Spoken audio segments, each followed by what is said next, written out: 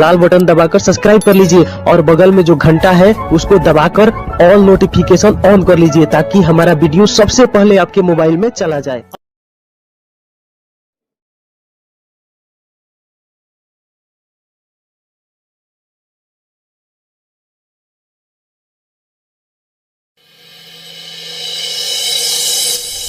भूख मिटाने आए थे, भूख ने ही मिटा दिया। पैदल चले दिन रात, मौत ने गले लगा लिया। हम मेहनत मजदूरी करने वालों के बारे में कुछ तो करे सरकार।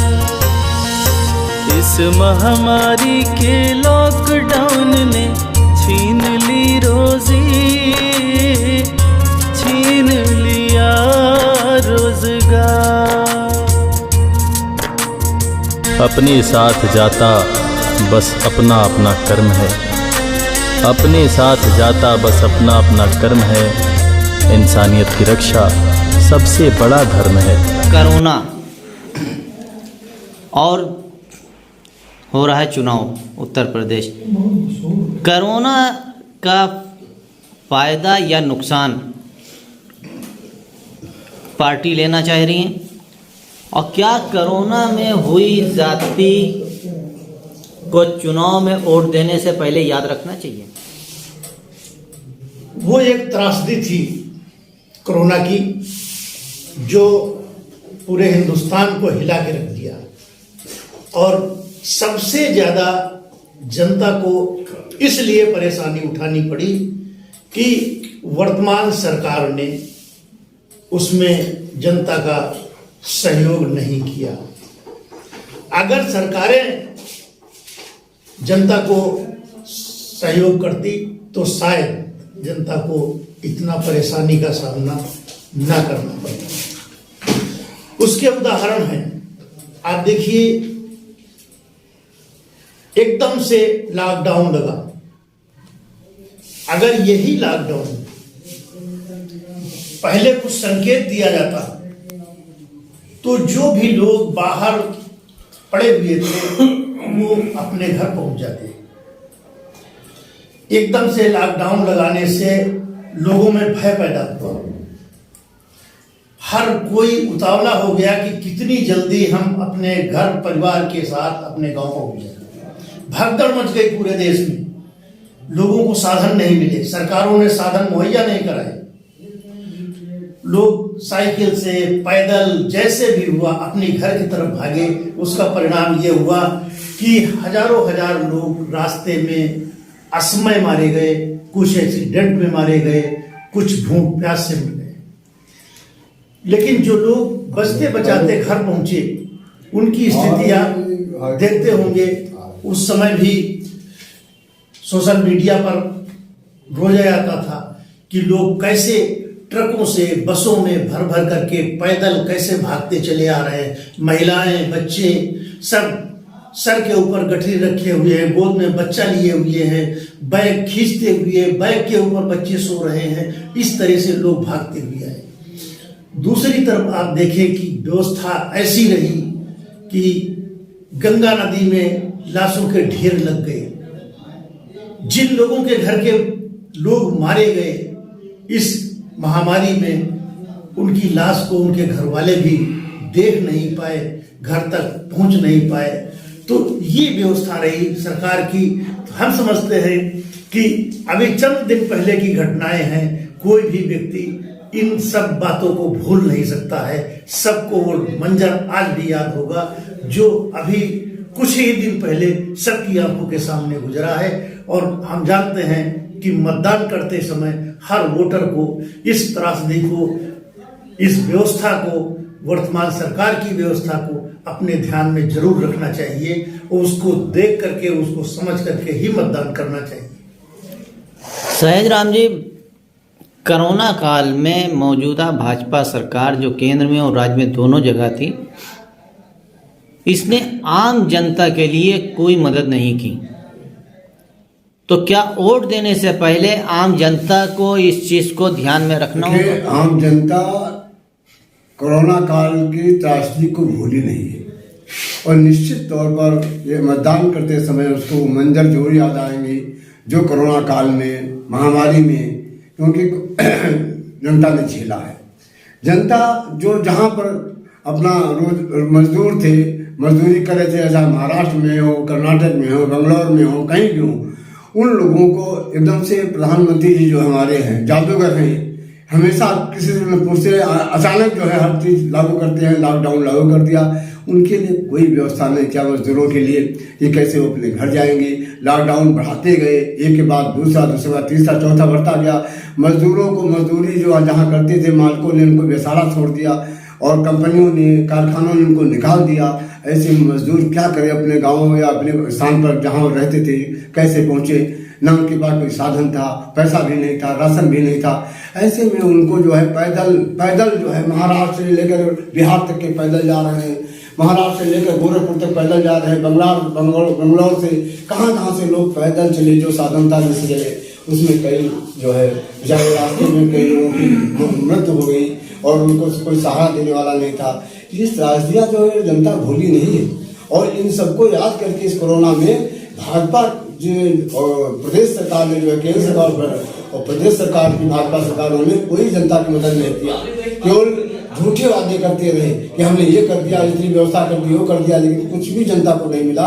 आने जाने के साधन, खाने की व्यवस्था हो गई, कुछ लोगों ने समाज से लोगों ने इनकी सहायता किया, लेकिन फिर भी इतने लाशें, इतने लोग मरे जिनकी अंत्येष्टि नहीं हो पाई। लोग अपने माता पिता की या परिवार में जिसकी कैजुअलिटी हुई वो अपने लोगों की अंत्येष्टि नहीं कर पाए, देख नहीं पाए। इस प्रकार की व्यवस्था हुई थी। आप जानते हैं कोरोना जो है माननीय, हम तो कहे थे माननीय मोदी जी लाए थे, क्योंकि वो जो है नमस्ते ट्रम्प का जो कार्यक्रम किया था प्रदेश में, और एक 20 जनवरी 2020 में कोरोना केरल में पहली बार आया था और प्रधानमंत्री जी ने लॉकडाउन लागू किया है अप्रैल में, मार्च लास्ट में 2020 के अप्रैल में लागू किया है। और जो दूसरी लहर आई कोरोना की बहुत ही भयानक थी, उसमें बहुत से लोग जाने चली गई, लाखों मतलब करीब अनुमानता जो मीडिया वाले बता रहे थे करीब 4 लाख, लेकिन कम से कम 40-45 लाख लोगों की जाने गई हैं इसमें। और ऐसा कोई परिवार, ऐसा कोई व्यक्ति भारत देश का जिसको जो है उस कष्ट से गुजरना पड़ा हो, उस तरह से गुजरना पड़ा हो। किसी का रिश्तेदार मरा, किसी का भाई मरा, किसी माँ मरी, माता मरी, पिताजी की डेथ हो गई, भाई की हो गई, या नाते रिश्तेदार में हुई, इस प्रकार की त्रासदी हुई। तो इस चुनाव में उनको सब याद है और या इस चुनाव में जो है अपना मतदान करने जब जाएंगी जनता तो निश्चित रूप से देखेगी कि उस कुव्यवस्था को ध्यान में रख करके ही मतदान करेगी और नई सरकार का गठन करने का अपना वोट डालेगी। अशोक सिंह जी, कोरोना काल में जो त्रासदी तो थी ही, एक महामारी थी, अगर सरकार सही से व्यवस्था करती तो शायद इतना बड़ा जो है त्रासदी जो हुई, जो लाशें गंगा में दिखी वो न दिखती। तो क्या वोटर को इस मंजर को याद करके वोट देना चाहिए? आपका सवाल बिल्कुल सही है। कोई भी त्रासदी हो, हमने भी जीवन में पहली बार ऐसी त्रासदी देखी। त्रासदी आई, सबसे बड़ी चीज होती है कि उस समय का जो सरकार है उसका मैनेजमेंट कैसा है। अगर मैनेजमेंट सही है और मैनेजमेंट सही नहीं है, मिसमैनेजमेंट है, तो वो चीज जो है बहुत ज्यादा भयावह हो जाएगी। वही चीज सामने आई कि मिसमैनेजमेंट ये हुआ कि बिना सूचना दिए, बिना किसी पूर्वानुमान के एकदम से लॉकडाउन लगा दिया गया। तो जो भी आदमी अपने घर से, अपने परिवार से दूर थे, उनको ऐसा लगा कि हम बहुत जल्दी से अपने घर वापस जाए। तो इसी बीच मिसमैनेजमेंट ये हुआ कि सारी बसें बंद कर दी गई, सारी ट्रेनें बंद कर दी गई, सारे वाहन बंद कर दिए गए, टेम्पो बंद कर दिए गए। अब वो आदमी सब परेशान हो गए, परेशान होकर के सब इधर उधर भागे।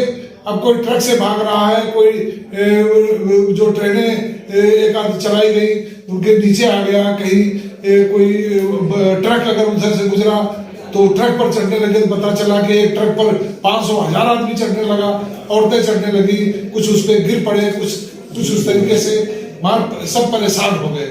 तो मेरा ये मानना है कि अगर मैनेजमेंट सही होता तो वो त्रासदी तो थी, वो अपनी जगह पे थी, मैनेजमेंट अगर सही होता तो उसकी भयावहता को थोड़ा सा कम जरूर किया जा सकता था, और अगर वो कम हो जाता तो जो कैजुअलिटी हुई शायद इतनी कैजुअलिटी न होती और उन कैजुअलिटी को बचाया जा सकता था।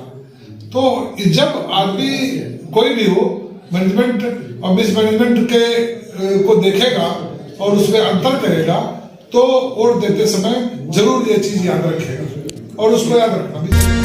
सब काम हुए हैं बंद, पड़े रोटी के लाले, पैदल चलते चलते पड़े पाँव में छाले। बड़ी दूर है मंजिल लेकिन फिर भी चलने को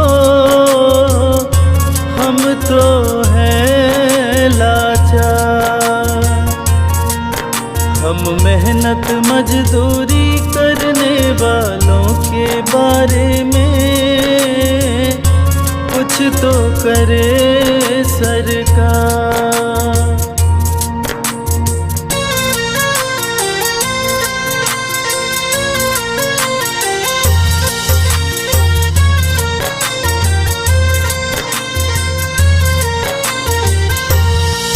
ना पता चला हमको ये आफत आएगी, ये महामारी हमको दिन ऐसे दिखाएगी।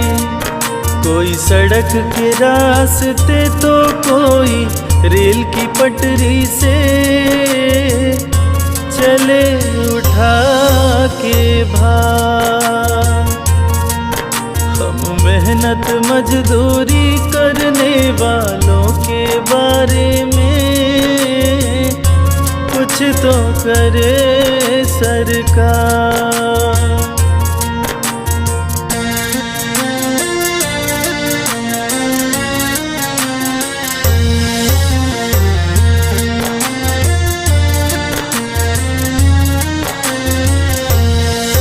करके मेहनत हमने दिया योगदान कितना, फिर भी मजदूर गरीब मजबूर हुआ इतना। कुछ इंतजाम हमारा भी हो घर को जाने का, या खोलो रोजगार। हम मेहनत मजदूरी करने वालों के बारे में कुछ तो करे सरकार। भोला सिंह जी, लखनऊ की उत्तर प्रदेश की राजधानी लखनऊ, जिसको इस बात का गौरव प्राप्त है कि यहाँ medical university, king George medical university, जहाँ से पढ़ने वाला डॉक्टर पूरी दुनिया की पहली पसंद है, कि इतना अच्छा डॉक्टर यहाँ का होता है कि दुनिया का हर मुल्क चाहता है कि लखनऊ यूनिवर्सिटी जो मेडिकल कॉलेज है, किंग जॉर्ज यूनिवर्सिटी, उसका डॉक्टर हमारे यहाँ होए।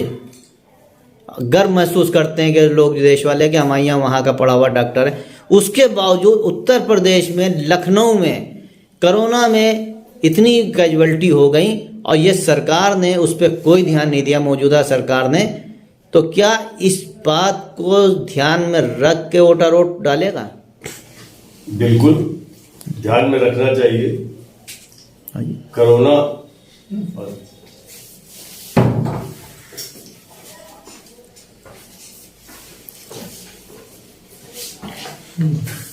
काल में चिकित्सा के मामले में जितनी अनियमितताएं इस सरकार में हुई हैं, इतनी अनियमितताएं और किसी सरकार में नहीं पाई। कोरोना काल में जबरदस्ती लोगों को घरों से, चाहे उनको कोरोना हो न हो, पकड़ कर अस्पतालों में जहां तहां भर्ती करा दिया। लोग कोरोना से कम, कोरोना की दहशत से जो सरकार ने फैलाई थी उससे ज्यादा लोग मर गए। जो लोग अपने घरों पे कोरोना का इलाज करा रहे थे वो नहीं मरे, लेकिन जो इलाज कराने के लिए चिकित्सालय में भर्ती हुए वो ज्यादा मर गए। वो इसलिए मर गए कि मिसमैनेजमेंट इतना ज्यादा था कि डॉक्टर्स नर्सें पूर्ण रूप से थी नहीं। मरीजों को खाना देने के लिए हाथ से, लात से, डंडे से भेजा जाता था खाना, तो वो उठा उठा के खाते थे। आपने तो देखा है कि लोग जब मरे तो उनके परिजनों को उनको दिखाने के उनका चेहरा भी नहीं दिखाया गया। क्या कोरोना से मरे या और कोई बीमारी से मरे या उनके शरीर के साथ कोई छेड़छाड़ की गई? तो कोरोना के नाम पे जनता के साथ जो खिलवाड़ किया गया वो मेरे ख्याल से उत्तर प्रदेश की जनता नहीं भूलेगी। और उत्तर प्रदेश की जनता ये भी नहीं भूलेगी कि कोरोना के नाम पे पुलिस ने जितने अत्याचार किए हैं, निर्दोष लोगों को सड़कों पर, घरों में पीट पीट कर परेशान कर दिया गया। कोई घर से अगर आवश्यक वस्तु खरीदने के लिए निकलता था तो पुलिस डंडे मारती थी और साथ ही साथ उसका चालान भी कर देती थी और मुकदमे लिख देती थी। और इतना ज्यादा कोरोना काल में बीमारी से लोग नहीं मरे होंगे जितना कि कोरोना की दहशत से मर गए लोग। और वो किसने दहशत फैलाई?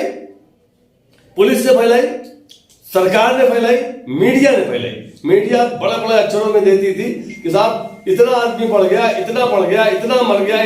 तो जो आंकड़े होते थे, बड़े बड़े आंकड़े, वो बताए जाते थे कि साहब आज दिन में 100 आदमी मर गया, 200 आदमी मर गया, महाराष्ट्र में इतना मर गया। वहां थी किसकी जिम्मेदारी थी?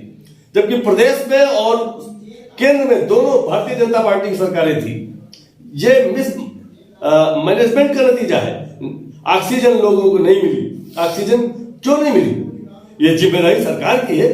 सरकार ने ऑक्सीजन के प्लांट बंद कर दिए थे। बाद में चेती जब लाखों करोड़ों आदमी मर गया ऑक्सीजन के अभाव में, दवाइयों के अभाव में मर गया, तो आप ये शहर की, ये राजधानी की हम बात कर रहे हैं। गांवों की तो बात आप छोड़ दीजिए, गांवों में तो एमबीबीएस डॉक्टर भी नसीब नहीं होता है। तो किसान भी इससे बहुत प्रभावित रहा, जनता भी प्रभावित रही। और उत्तर प्रदेश की जनता तो कोरोना काल को नहीं भूलेगी। जो लाठियां खाई, जो परेशानी झेली है, वो सरकार से गिन गिन के बच जाए। आप अपने अपने घरों में दिए बंद कर देंगे, वो लाइट बंद कर देंगे, स्विच ऑफ कर देंगे, अंधेरे में रहेंगे। ये तंत्र मंत्र जो बताया गया, ये डर की वजह से लोगों ने अपने घर में, घर के सारे लाइट और वो बंद करके, क्योंकि सोचा जी जो व्यवस्था करनी चाहिए वो ना करके इस तरीके के डर दिखाए गए कि लोगों को, तो पूरा देश एक साथ पूरा उनकी बातों को माना। लेकिन उसके बावजूद भी उससे नहीं सुदृढ़ हो पाए, क्योंकि वहाँ कोई व्यवस्था थी ही नहीं। और जो बात अभी ये वर्तमान सरकार जो अभी जाने वाली है, कह रही है कि भ्रष्टाचार सबसे ज्यादा पूर्ववर्ती सरकारों में हुआ। तो अगर इस कोरोना काल के जो ये स्वास्थ्य सुविधाएं और जो इस पे खर्चा किया गया है, इसके संबंध में अगर जांच करा ले सरकार, तो हमें लगता है इससे बड़ा कोई घोटाला हुआ ही नहीं। ये देश का सबसे बड़ा घोटाला निकलेगा इसमें। जो 10 रुपए की चीज थी वो 50-50 रुपए में लोगों को खरीदने में मजबूर होना पड़ा। लोग इसको वोट डालने से पहले 10 बार सोचेंगे। जो मजदूर बाहर था, मजदूर बाहर से आया है, उसको जिस प्रकार की दिक्कतें झेलनी पड़ी हैं। एक महिला अपने बच्चे को किस तरीके से अटैची पे लेके खींच रही है और सर पे बोझा रखे हुए है, और उसकी कोई खोज खबर लेने वाला नहीं। सरकार केवल बैठी मूक दर्शक बनी देखती रह गई, जबकि अन्य प्रदेशों के सरकारों ने कुछ व्यवस्था भी की। और यहाँ ढोल उसके बाद जब थोड़ा सा उससे निजात मिली तो सरकार ने सबसे ज्यादा अपनी पीठ थपथपाई कि यूपी कोरोना को मैनेजमेंट करने में नंबर 1 हो गया। किसान, हर व्यक्ति इस पे एक बार विचार करेगा और विचार करने के बाद ही वो अपनी वोट